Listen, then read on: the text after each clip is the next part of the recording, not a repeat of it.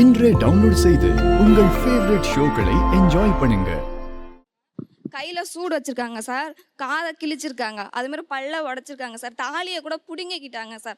ஒவ்வொரு டைமுமே என் குழந்தை அப்பாங்கிற ஒரு உருவத்தை பார்க்கும்போது அடிதடி சண்டையில மட்டும்தான் சார் பார்த்துருக்கான். அதனால அவன் அப்பாங்கிற ஒரு வார்த்தையை கேட்டாலே பயப்படுறான் சார். சரி, இப்போ ஓகே, நீங்க சொல்றபடி அவங்க அப்பா மேல ஒரு பெரிய பேட் இமேஜ் இருக்கு, அப்பாவை பத்தின பெரிய அவர்ஷன் இருக்கு, நான் புரிஞ்சுக்கிறேன்.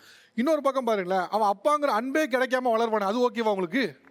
அதுதாங்க சார் நானும் எதிர்பார்க்குறேன். அப்பாங்கிற அன்பு அவர் திருந்தி வருவாருன்னு சொல்லி நானும் எதிர்பார்த்தேன் சார். ஆனால் அது கிடைக்கவே இல்லை சார். நீங்க சொன்னதை வச்சு நான் பார்க்குறேன், நீங்க மறுமணம் பண்ணுங்க பண்ணாமல் இருங்க, அவங்களோட தனிப்பட்டது. ஆனால் நீங்க பேசின வச்சு பார்க்கும்போது நீங்க ஒரு பயங்கரமான ஒரு மென்டல் ட்ராமால இருக்கிறீங்க. தயவு செஞ்சு நீங்க ஒரு சைக்காலஜிஸ்ட்டை பாருங்க, உளவியல் சிகிச்சை எடுத்துங்க. அதுக்கப்புறம் நீங்க சார் இருக்க நீங்களும் இப்படியே சொல்லாதீங்க சார். சைக்காலஜிஸ்ட்டை பாருங்கன்னு சொல்லி தப்பான வார்த்தை கிடையாது. இப்போ நானுமே கூட போய் பார்க்கணும்னா பார்க்கலாம். இப்போ எனக்கும் பயங்கர ஸ்ட்ரெஸ்ல இருக்கேன் அப்படின்னா நான் போய் பார்க்கலாம். நீங்க ஒரு முறை டாக்டரை போய் பாருங்க, அவங்களோட கன்சல்டேஷன் எடுத்துக்கங்க.